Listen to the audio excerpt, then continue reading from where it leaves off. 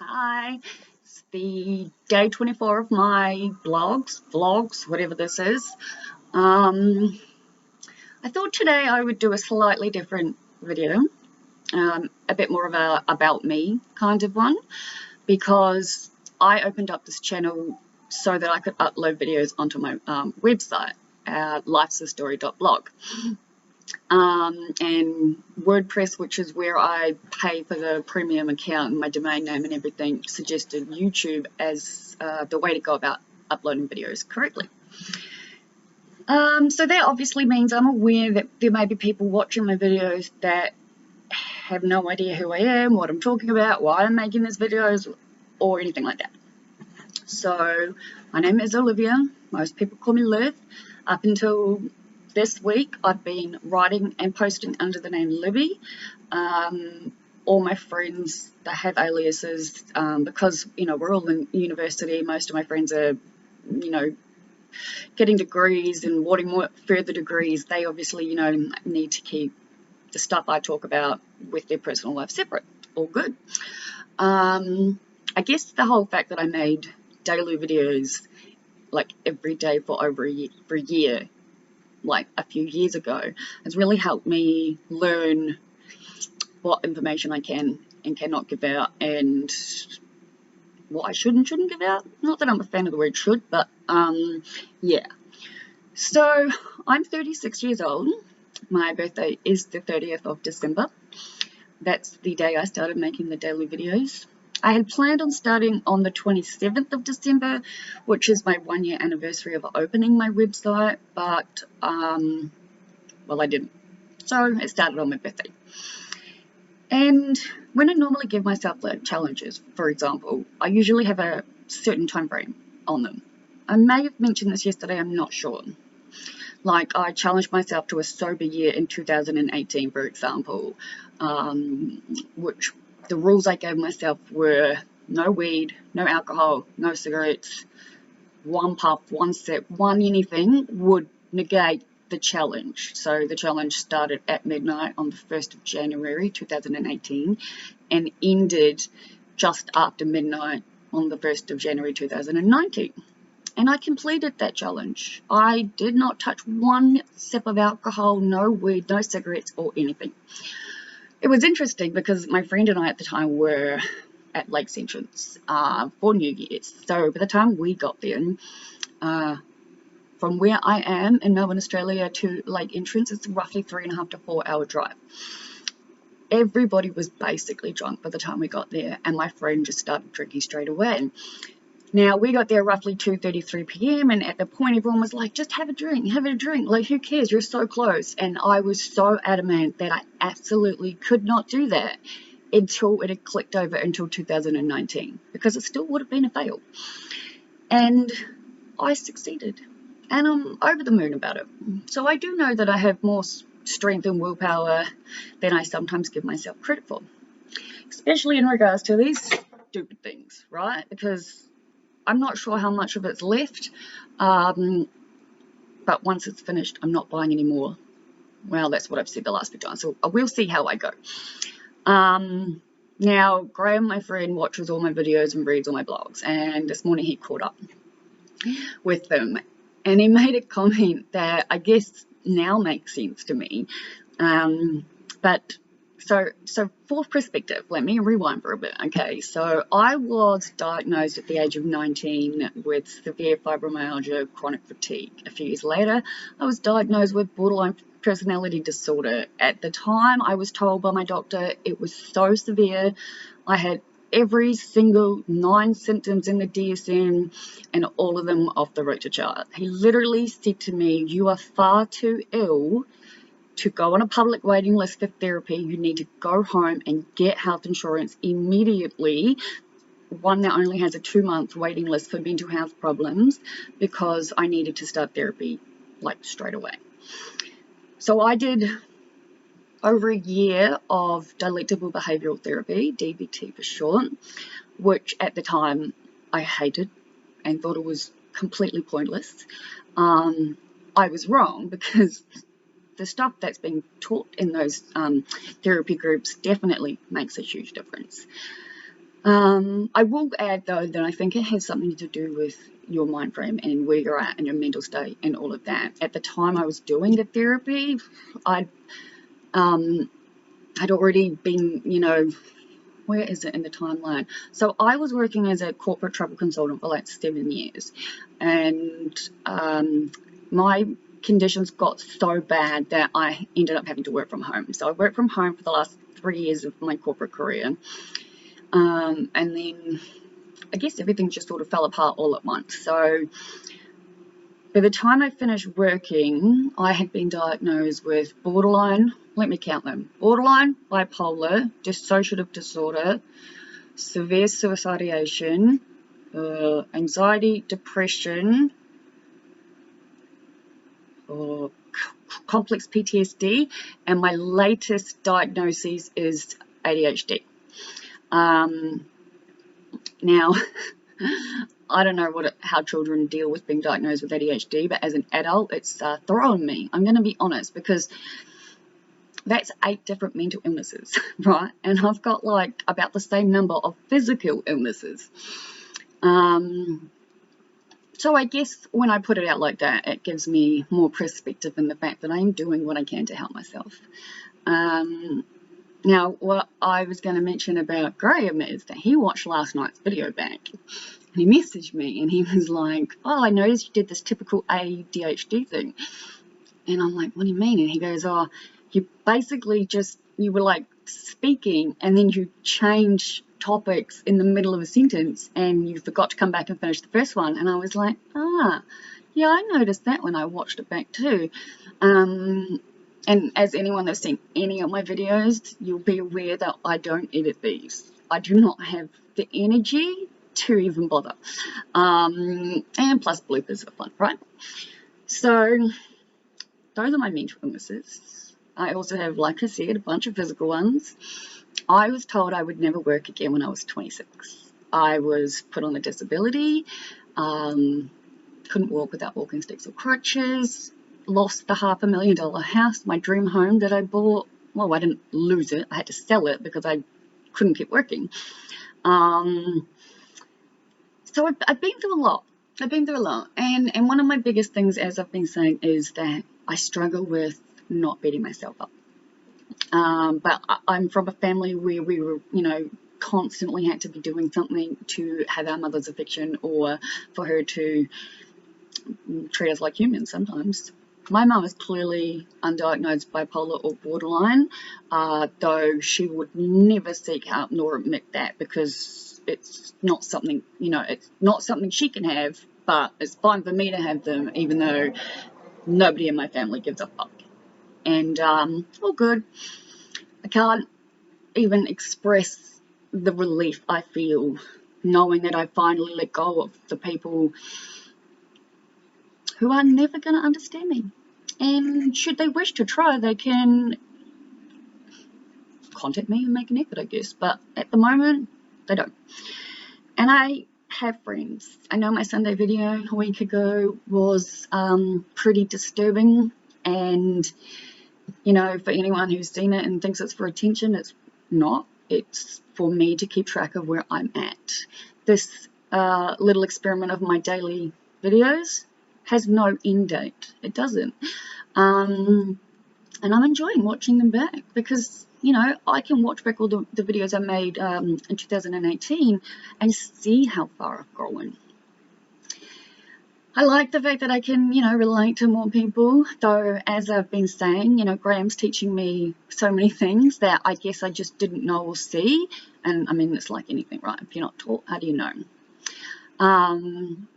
I guess one big part of my personality is that I'm very sexual, as I'm sure you can see on the pictures behind me. I talked about Mr. X and Matt yesterday and how I'm not interested in being with anyone physically, intimately or anything like that. And that I have a big box of sex toys under my bed, which is true, I do. Big box and full of so much stuff. Like, I will never be able to not satisfy myself, I'll put it that way. And to anyone watching this, I highly recommend sex toys. Whether you're single or in a relationship, they're just so much fun. But I mean, I wasn't even able to give myself my first orgasm until I was 28. And now that's all I do, because all of my sexual energy is focused solely on me. But yeah, I guess, like I said, I wanted to do a bit of about me, like why I'm making these videos. So, I was told at 26 I'd never work again, and that led to somehow someone giving me, I mean, there's obviously a story to it, I'm not going into full detail, but I was with people and they handed me a pipe. Now, I had smoked speed out of a pipe at this point, and whatever I was given turned out to be ice. Now, I'm super naive about lots of stuff, but I honestly did not know what ice was back then. I think I was like 27. So, I'm 36, so there you go. And I ended up, unfortunately, developing a pretty, bad addiction, in the sense of, I mean, I say bad because I did it literally all day, every day, around the clock. I could still eat, I could still sleep. I mean, I was lucky in the sense you could never tell by looking at me. Though I was super skinny, but only a couple, kilos lighter than what I currently am. Thankfully, in 2016, like, the full spiritual awakening hit me. It had started, well, it started when I was a kid, but it became full front and center when Mr. X entered my life. I think I need to take these off because they're falling down my face and I keep playing with my hair. So yeah, so I smoked ice for quite some time. And then I realized, like, it was, I'm either going to do this until I die or I need to figure shit out. And I'd been basically screaming at the world, the ceiling, the sky, the universe, for somebody to please either help me or kill me. And somehow, well, not somehow, I used to pay for a lot of escorts. I'm an exhibitionist and a voyeur. I don't know the word, I can't say.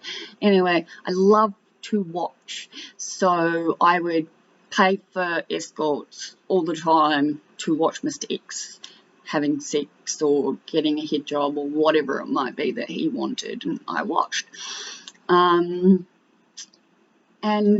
yeah, so the way the spirituality came in the first time, ironically enough, was through one of the escorts I ordered.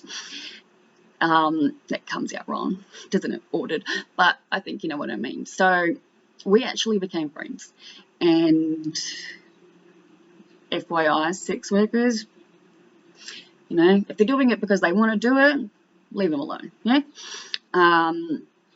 So this person I became friends with started to talk, like, she brought things in that I'd never heard of before, and I started learning about numerology and more spirituality, and then, like, it was like the universe was bringing me what I needed to see and what I needed to do.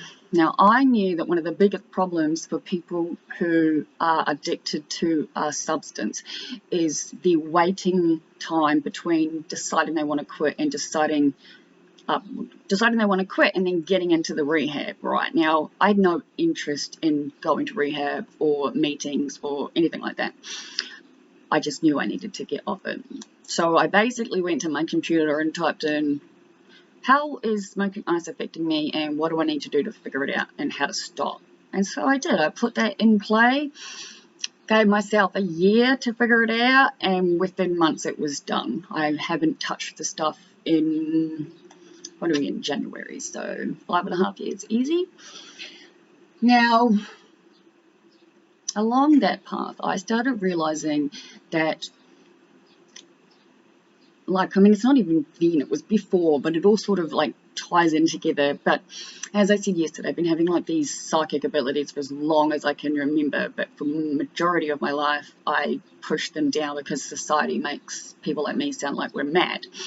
I'm definitely not mad. I feel perfectly sane, truthfully, which is great considering the 8 different diagnoses of mental health illnesses I've got.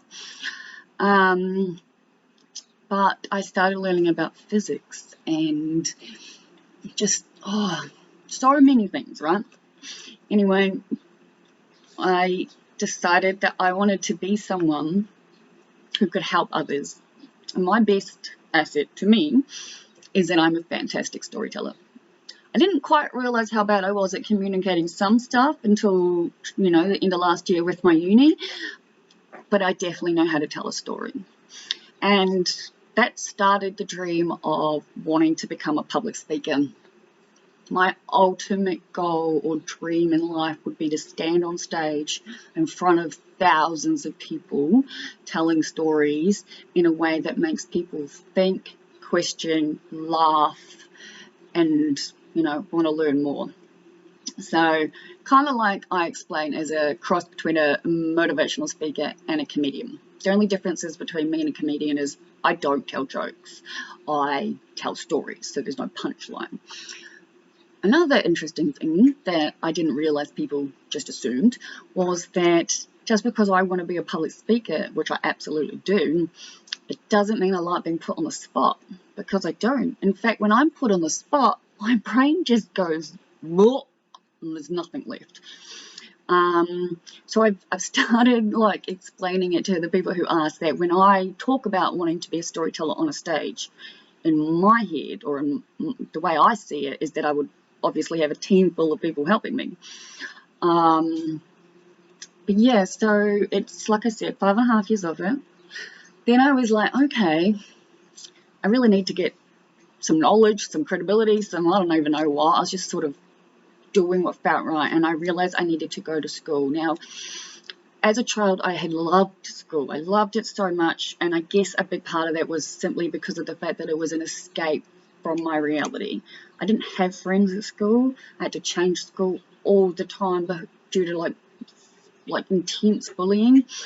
Home life was great or shocking, depending on the day.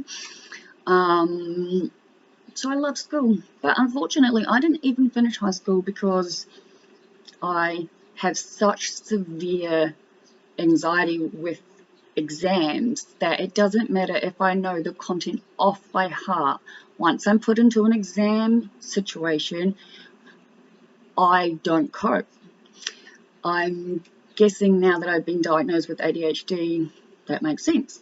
So at least I'm aware of what's going on, and I've let my uni know, and I'm putting more plans into place and things like that. I'm waiting on my last book for, let me try that again. I ordered my last textbook for my undergrad degree in psych, and it arrived today. I also ordered a book on how to deal with ADHD as an adult, having only just been diagnosed. Still waiting on that one to come. Very much looking forward to it, because one of the contents, one of the chapters name is "It's 5 p.m. already, where did the day go?" And it's like 3:56 p.m. right now, and I'm just like, where did the day go? I was able to get up when my alarm went off, so yay me. 7:30 I got up, because I'm trying to get my medication in the right way. So I'm diagnosed with dexamphetamine, right?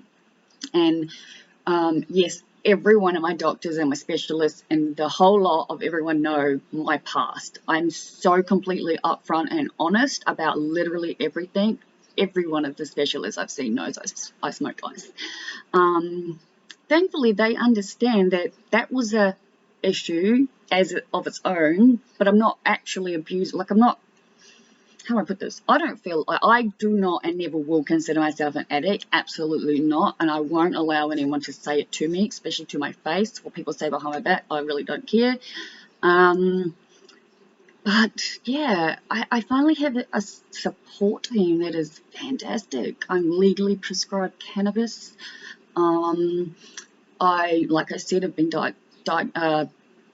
given dexamphetamine. Now, the original reason I was given the dexamphetamine was because I had major sleep studies done at the beginning of last year and was told I have hypersomnia.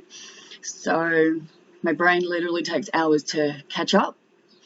Now, my sleep specialist was like, when that medication started, it was meant to be like 5 milligrams a week, up increasing by 5 until we got to 20. 20, way too much. I dropped it back to 15. Apparently, according to the sleep doctor, too much. But I was taking it all at once, and I didn't know. Now, they dropped it down to 10 milligrams a day and told me to start taking one in the morning and one at noon. I was like, yeah, cool. Now I'm seeing this new psychiatrist for the whole ADHD thing, and he's like, okay, so you're still going to be taking the same medication, but we're going to change it so it helps you more with your focus. So I'm basically trying to figure out the way to do it. So I took one at about 7:30. I set my alarm for 11 a.m.